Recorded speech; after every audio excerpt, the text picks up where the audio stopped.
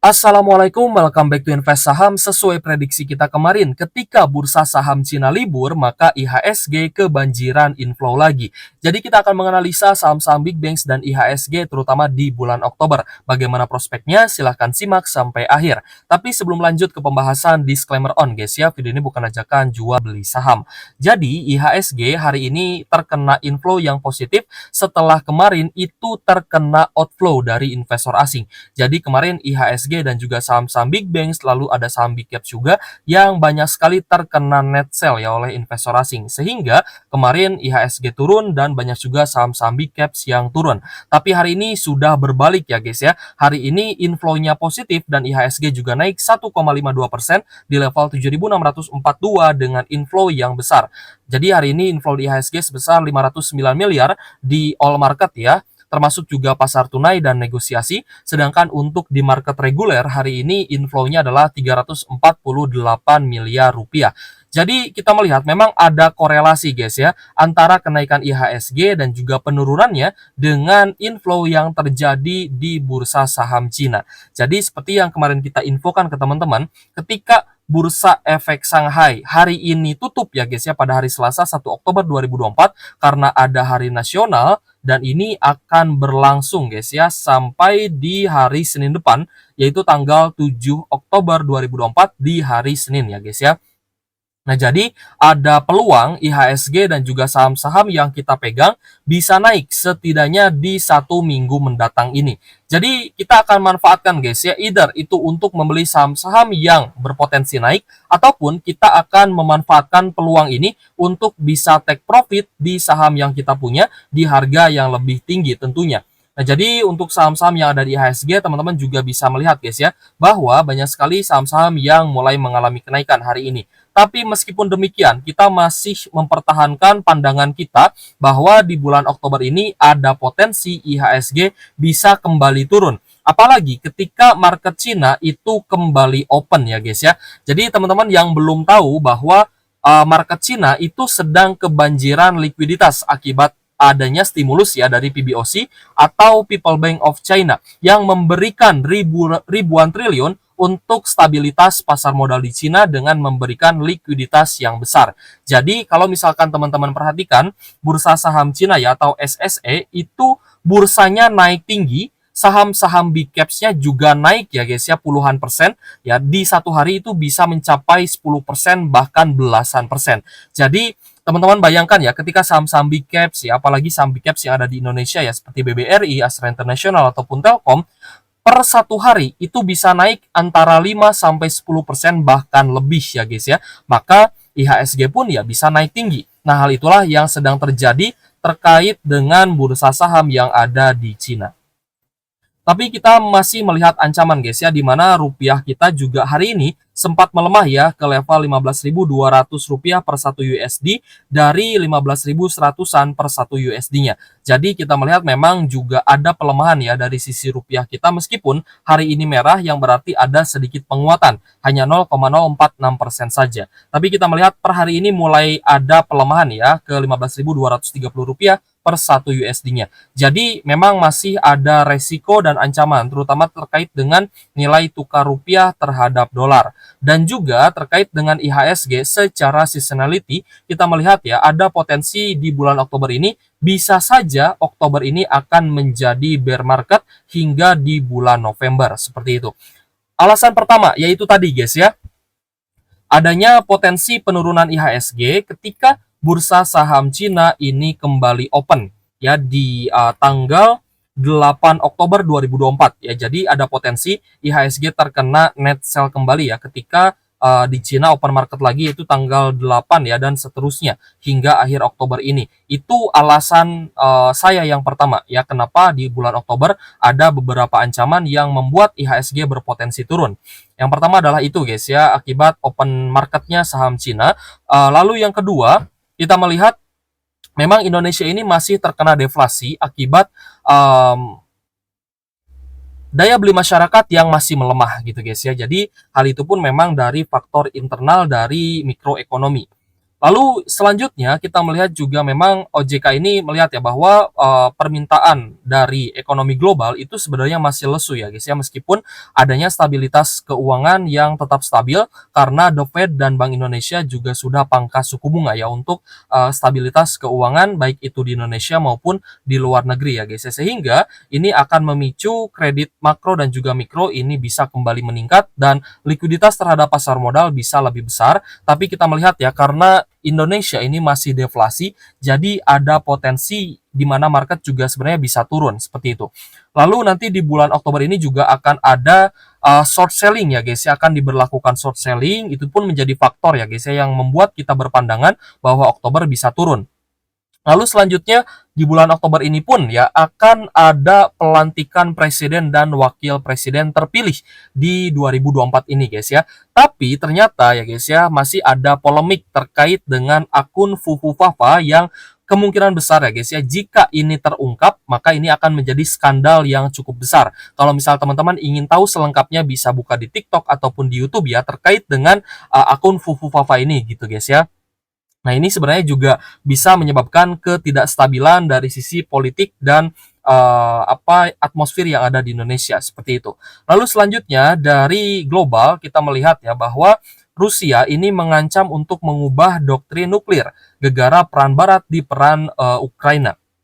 Nah, jadi memang kalau misal kita perhatikan ya, adanya bantuan-bantuan baik itu secara material ya guys ya terhadap Ukraina, karena di sini kan sekutu dari Amerika Serikat dan juga Eropa itu mendukung Ukraina ya dalam perangnya melawan Rusia. Jadi di sini Rusia itu mengubah doktrin nuklirnya. Maksudnya gini, buat teman-teman yang belum paham ya, bahwa Rusia ini akan menggunakan senjata nuklir ketika melawan negara-negara yang juga mempunyai senjata nuklir gitu ya. Jadi impas gitu guys ya. Jadi ketika Rusia ini misalkan Rusia melawan Amerika Serikat, maka Rusia ini punya hak ya untuk menggunakan senjata nuklir karena sedang berhadapan dengan negara yang juga menggunakan senjata nuklir. Tapi ketika Rusia ini berhadapan dengan negara yang tidak memiliki senjata nuklir, maka Rusia pun tidak akan menggunakan senjata nuklirnya. Tapi di sini Rusia itu mengancam untuk mengubah doktrin tersebut, di mana perubahannya seperti ini. Ya, buat teman-teman yang belum paham ya, jadi Rusia ini mengancam ke Amerika gitu guys ya dan juga ke Ukraina bahwa Rusia ini akan menggunakan senjata nuklir jika Amerika Serikat dan sekutunya meneruskan bantuan untuk Ukraina. Ya, karena dinilai bahwa ketika negara yang memiliki senjata nuklir membantu Ukraina, maka itu sama saja ibaratnya sama saja perang nuklir gitu ya. Jadi Rusia di sini juga mengancam ya bahwa Amerika Serikat agar tidak kembali membantu Ukraina dalam peperangan ini seperti itu. Tapi dapat kita lihat guys ya bahwa ketika Ukraina ini tidak dibantu oleh Amerika Serikat dan sekutunya, maka kemungkinan besar Ukraina akan jatuh ke tangan Rusia dan hal itu tidak diinginkan oleh Presiden Ukraina dan juga pastinya di sini Amerika akan tetap membantu dan ya begitupun juga dengan sekutunya gitu guys ya, pasti akan membantu Ukraina. Nah, di sini juga terjadi polemik ya guys ya, dan ini sudah banyak sekali dibahas baik itu oleh influencer ya di YouTube dan juga oleh banyak sekali media mainstream ya guys ya. Jadi hal ini pun memang menyebabkan kekhawatiran ya dari para investor. Nah, kita akan masuk guys ya ke saham-saham yang ada di IHSG, yaitu saham-saham big banks, yang mana kita melihat hari ini pun memang inflow yang terjadi terhadap saham-saham big banks ini sebenarnya masih belum merata, belum semua terkena inflow ya, terutama dari investor asingnya. Yang pertama adalah saham BBRI ya, di mana tadi ya kita tetap mempertahankan pandangan bahwa di bulan Oktober bisa saja menjadi bear market. Kalau misalkan tidak terjadi pun ya guys ya, pasti di bulan Novembernya akan terjadi bear marketnya seperti itu. Jadi dari beberapa kondisi yang tadi sudah kita sebutkan ke teman-teman ya, dari beberapa indikasi, maka kita melihat bahwa ada potensi market akan kembali turun. Jadi untuk BBRI hari ini naik 2,53% di level 5.075 ya guys ya. Dan kenaikan hari ini sebenarnya kalau misal kita cek-recheck lagi, ternyata hari ini cukup netral, bahkan top 1 itu ada distribusi. Yang berarti meskipun beberapa investor asing hari ini ada akumulasi guys ya dari YU, TPB, BAKR, XLG dan juga KZ, Tapi ternyata ada ZP yang hari ini masih net sell besar ataupun secara selling valuation hari ini cukup besar ya distribusinya, yaitu sebesar 230,9 miliar di saham BBRI. Jadi jika kita lihat pun, maka hari ini BBRI ini masih terkena net sell asing sebesar 42,8 miliar rupiah gitu guys ya. Lalu selanjutnya adalah saham BBNI yang hari ini juga ternyata ya meskipun ada kenaikan 0,47% di level 5.375, tapi BBNI ini juga terkena distribusi yang besar, terutama dari BK ya atau JP Morgan. Hari ini net sell 70,8 miliar dan YU 34,5 miliar. Meskipun beberapa investor asing lainnya ada akumulasi. Jadi BBNI hari ini juga ternyata terkena net sell asing guys yang 41,8 miliar. Angkanya tidak jauh berbeda dengan net sell yang terjadi di saham BBRI. Jadi, dua saham ini jika kita perhatikan guys ya dari teknikalnya, kemarin itu sempat anjlok ya, bahkan dia open gap down ya. Ketika open market langsung turun gitu ya, itu yang dimaksud dengan open gap down. Dan kita melihat ada potensi BBRI ini akan naik ya guys ya, setidaknya sampai di 5.200 atau mungkin ya di 5.300-an. BBRI ini bisa saja naik, tapi juga bisa menjadi area lower high.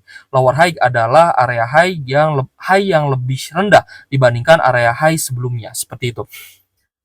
Jadi untuk BBRI ini, ya meskipun ada potensi kenaikan lagi ya guys ya, tapi kita pun ya tetap mempertahankan pandangan bearish ya, terutama di bulan Oktober dan juga bulan November 2024 ini.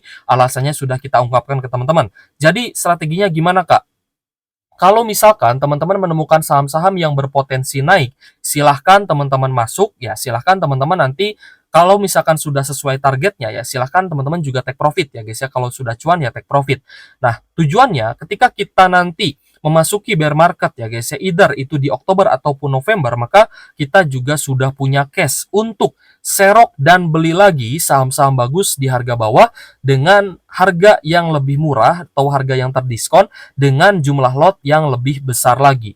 Dan itu tidak akan bisa kita lakukan ketika kita masih nyangkut di saham-saham tersebut. Jadi untuk teman-teman yang mungkin masih nyangkut ya di BBRI dan tidak mau cut loss ya udah tidak masalah gitu ya. Karena toh ini juga untuk invest jangka panjang. Jadi untuk teman-teman yang nyangkut strateginya dirubah. Strateginya adalah averaging down. Ketika turun, teman-teman silakan average di setiap level support gitu ya. Tapi untuk teman-teman yang mungkin sudah cuan di BBRI ya, saya pun sebenarnya tidak memaksakan gitu ya. Tapi ini strategi saya pribadi, saya akan melakukan take profit secara bertahap gitu guys ya. Saya ingin melakukan take profit di harga yang lebih tinggi dibandingkan harga saat ini ya untuk saham BBRI dan juga saham-saham big banks lainnya. Maka ketika nanti saya sudah take profit dan ketika bear market itu benar-benar terjadi karena ada beberapa faktor yang tadi sudah kita sebutkan. Yang pertama adalah bursa saham Cina open lagi, yang kedua adalah terkait dengan seasonality, yang ketiga adalah karena adanya short selling, lalu yang keempat karena adanya instabilitas politik ya, karena ya teman-teman tahu lah ya akun Fufu Fafa seperti apa dan ada potensi wakil presiden kita ya seperti apalah teman-teman ya silahkan search gitu ya. Nah, itu pun terkait dengan pelantikan presiden dan wakil presiden baru itu pun ya bisa saja menjadi polemik dan bisa saja menjadi apa ya ibarat indikator ya guys ya terjadinya bear market. Lalu yang kelima adalah dari global ya terkait dengan Rusia yang mengancam Barat ya agar tidak kembali membantu Ukraina agar tidak terjadi perang nuklir seperti itu. Nah, jadi 5 indikasi ini yang saya lihat ya bahwa di bulan Oktober ataupun November bisa saja terjadi bear market. Jadi untuk BBRI ya seperti yang kemarin sudah saya gambarkan ya ada peluang untuk naik ya dan menjadi area lower high, high yang lebih rendah, tapi dia juga berpotensi bisa turun gitu ya. Jadi kenaikannya ini hanya sementara saja. Itu menurut saya pribadi. Saya bisa salah, bisa juga benar gitu ya. Namanya juga prediksi, bisa salah dan juga bisa benar. Untuk BBNI pun saya berpandangan demikian gitu ya. Jadi untuk BBNI pun kemarin sudah kita buat ya guys ya beberapa level support yang bisa teman-teman manfaatkan ya untuk averaging down.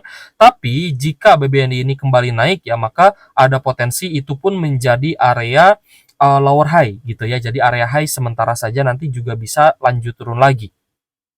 Tapi ada beberapa hal yang juga membuat saya ingin menahan cash gitu guys ya, terutama di kuartal 3 2024 ini. Alasan pertama adalah akan banyak sekali saham-saham yang rilis laporan keuangan terutama di kuartal 3 2024 ini ya, di kuartal 3 2024 akan ada banyak saham yang kuartal 3-nya bagus, tapi akan ada banyak saham yang kuartal 3-nya malah lanjut turun lagi atau anjlok lagi. Nah, ini akan kita manfaatkan juga gitu guys ya untuk membeli saham bagus di harga bawah seperti itu. Kita lanjut ke saham BMRI yang mana hari ini Bank Mandiri ya naik 1,8% di level 7.050, tapi masih ada normal distribusi nih dari broker summary-nya, yaitu dari RX 143 miliar dan ZP 66,1 miliar. Ini adalah net sell yang terjadi guys ya di BMRI. Namun jika kita lihat investor asing hari ini cenderung akumulasi di BMRI dengan net buy 44,9 miliar. Jadi secara overall guys ya, memang distribusi ini juga ada itu dikarenakan ada campur dari investor domestik ya seperti MGSQ, lalu ada CDGR dan juga DX ya. Jadi meskipun secara foreign flow-nya hari ini net buy 44 miliar ya guys ya, 44,9 miliar, tapi BMRI ini ternyata di broker summary itu ada normal distribusi. Jadi meskipun hari ini naik, tapi ternyata masih ada distribusi terutama dari investor domestik. Sedangkan investor asing ini rata-rata melakukan akumulasi di BMRI ya.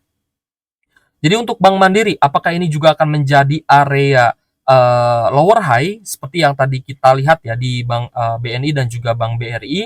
Nanti kita akan lihat saja guys ya untuk BMRI. Tapi jikapun memang BMRI-nya ini mencatatkan area lower high saja dan dia turun lagi pun, maka kita akan dengan senang hati ya guys ya membeli kembali BMRI di harga yang lebih rendah.